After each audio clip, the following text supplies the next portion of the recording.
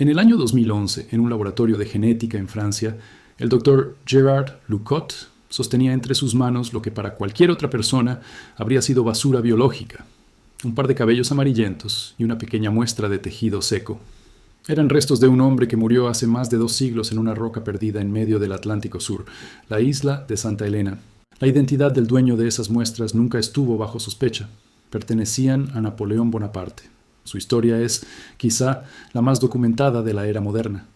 Su ascenso, desde un humilde oficial en una isla rebelde hasta convertirse en el emperador que puso a Europa de rodillas, es el mito central sobre el que se construyó el siglo XIX.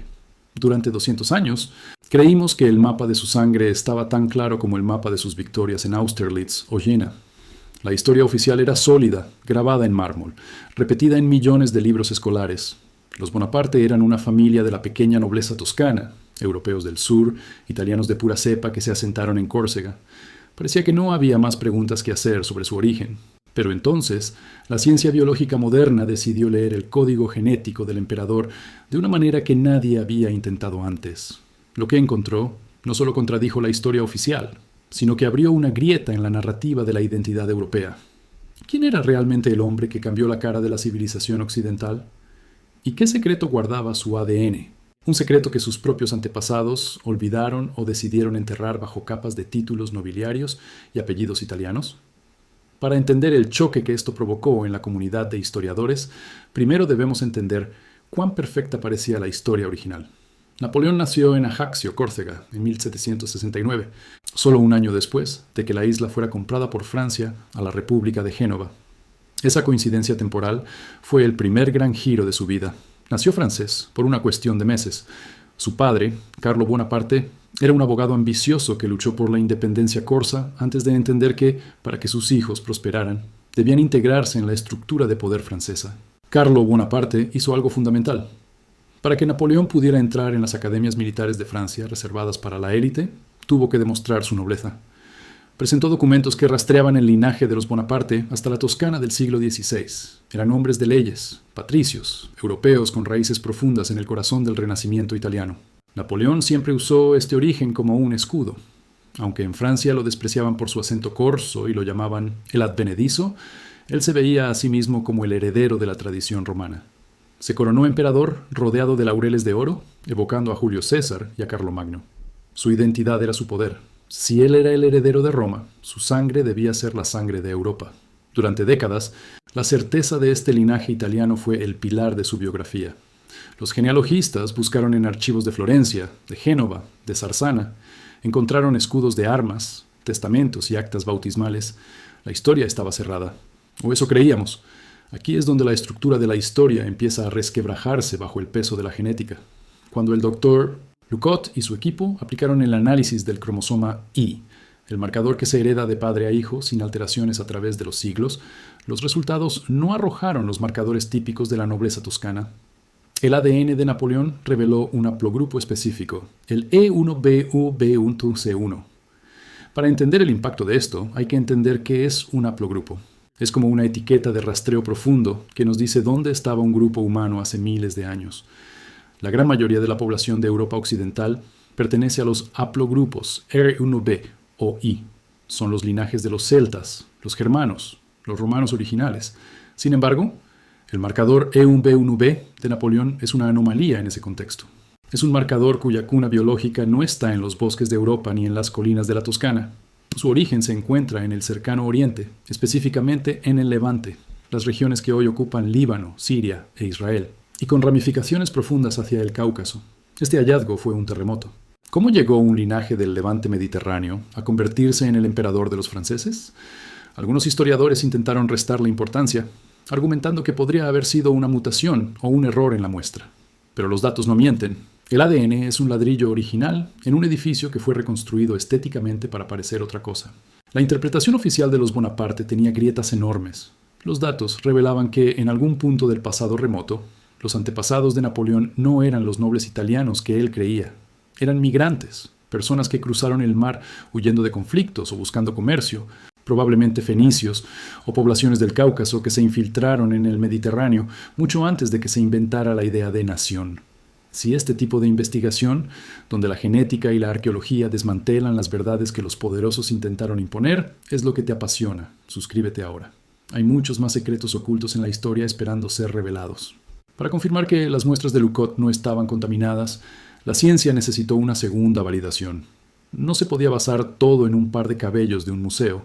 El equipo genético contactó a Carlos Napoleón, el actual jefe de la Casa Bonaparte y descendiente directo por línea masculina de Jerónimo Bonaparte, el hermano de Napoleón. Se le pidió una muestra de saliva. Si el ADN de Carlos Napoleón coincidía con el de los cabellos del emperador, la prueba sería absoluta. Y así fue. Ambos compartían el mismo haplogrupo E1b1b. Esto eliminaba cualquier teoría de conspiración sobre hijos ilegítimos o cambios de bebés en la cuna de los Bonaparte. El linaje era real, pero el origen era distinto al que dictaba la propaganda dinástica. ¿Cómo llegó este ADN a Córcega? Los análisis de isótopos y los modelos migratorios sugieren que este linaje llegó a las islas mediterráneas hace aproximadamente 200 años. No fue una migración reciente, sino una historia de supervivencia silenciosa. Imagina a un grupo de familias provenientes del Oriente, quizás comerciantes fenicios tardíos o refugiados de las guerras árabes en el Mediterráneo, asentándose en Córcega, una isla conocida por ser un refugio de clanes indomables. Estos antepasados de Napoleón se integraron, cambiaron sus nombres, adoptaron la religión local y con el paso de los siglos se convirtieron en la nobleza corsa. Se volvieron más italianos que los italianos para sobrevivir en un mundo donde el origen extranjero era una sentencia de muerte social. En la historia de Napoleón, siempre hubo una mujer que, al igual que la reina roja de Palenque, guardaba una clave silenciosa, su madre, Letizia Ramolino. Letizia era la fuerza de la naturaleza detrás de Napoleón. Mientras el ADN del padre nos cuenta la ruta migratoria, el entorno familiar nos cuenta la construcción de la identidad. Napoleón siempre tuvo una relación ambivalente con su origen. En su juventud, odiaba a Francia por haber conquistado Córcega. Escribía panfletos contra los franceses, llamándolos opresores. Se sentía un outsider, un extranjero que nunca encajaría en los salones dorados de París. Sin embargo, cuando el poder estuvo a su alcance, editó su propia historia. Al igual que los gobernantes mayas grababan estelas exagerando su longevidad o sus victorias, Napoleón utilizó la prensa y el arte para crear su propia estela de mármol. Se presentó como el francés perfecto, el heredero de los Césares. Pero los huesos, o en este caso el ADN extraído de su cabello, no obedecen a la propaganda. Los genes saben quién era el hombre antes de ser el mito. No conocen los tratados de paz ni los títulos imperiales. Y cuando la ciencia biológica les hace preguntas directas, las respuestas nos revelan que la historia de Europa es mucho más mestiza y migratoria de lo que los nacionalismos del siglo XIX estaban dispuestos a admitir.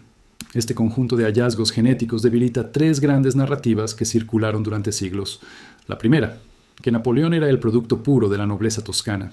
El ADN sugiere que su linaje es el de un superviviente de la periferia del mundo mediterráneo, no del centro de la élite europea.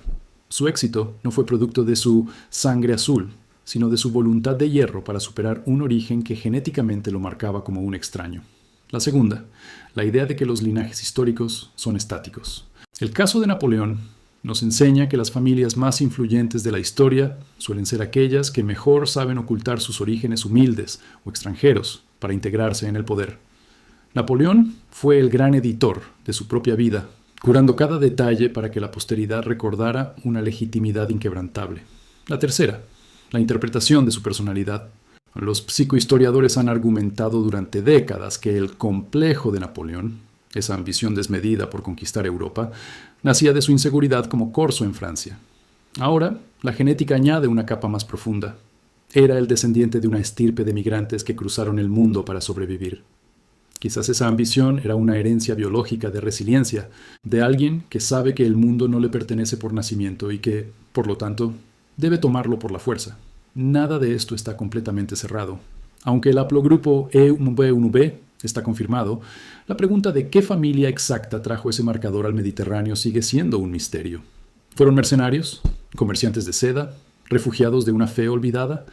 La ciencia genética, al igual que la bioarqueología en las tumbas mayas, no agrega misterio por el placer de la duda.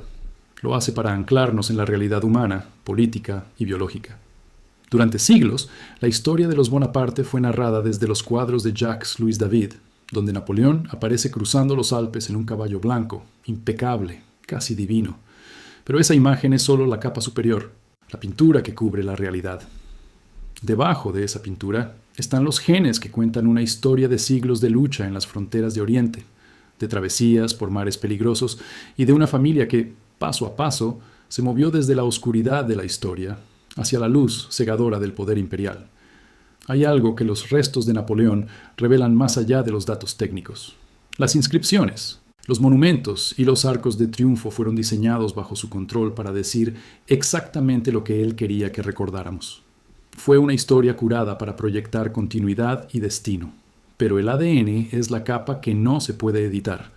Una vez que el cuerpo está en la Tierra, la propaganda termina y comienza el registro biológico.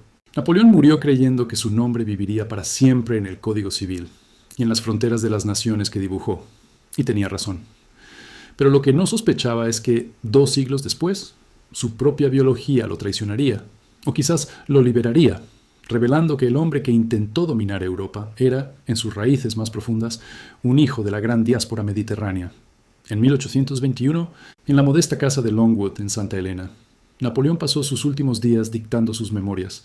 Sabía que la posteridad lo juzgaría. Se esforzó por explicar cada batalla, cada decisión política, cada traición. Quería que el silencio de su muerte fuera llenado por su propia voz. Ese silencio duró casi 2 siglos, hasta que la ciencia biológica decidió entrar en la cámara sellada de su herencia. Los resultados nos obligan a reescribir lo que creíamos saber sobre el nacionalismo, la nobleza y la identidad. Si el hombre más importante de la historia de Francia no era, biológicamente, lo que decía ser, ¿qué nos dice eso sobre todos los demás héroes de nuestros libros de texto? Lo que la bioarqueología y la genética nos enseñan es que la historia escrita es solo una selección de hechos, hecha por quienes tenían el poder de sostener la pluma. Los huesos, el cabello y el ADN son los únicos testigos que no pueden ser sobornados. Ellos guardan la información que ningún emperador pudo censurar. Quedan preguntas, muchas. ¿De qué ciudad exacta del Oriente partió su primer antepasado? ¿Fue una alianza comercial o una huida desesperada? ¿Sabía el propio Napoleón que algo en su familia era distinto? Quizás nunca lo sabremos con certeza técnica, pero la grieta ya está abierta. La pregunta más incómoda no es científica, es personal. Miramos a los grandes hombres para entender quiénes somos, pero a veces lo que encontramos es que ellos mismos no sabían quiénes eran, o peor aún, que sabían que su verdad era demasiado peligrosa para ser grabada en piedra. ¿Cuánto de la historia que consideras verdad absoluta hoy fue escrita por quienes tenían el poder de borrar las huellas de su pasado? Déjalo en los comentarios.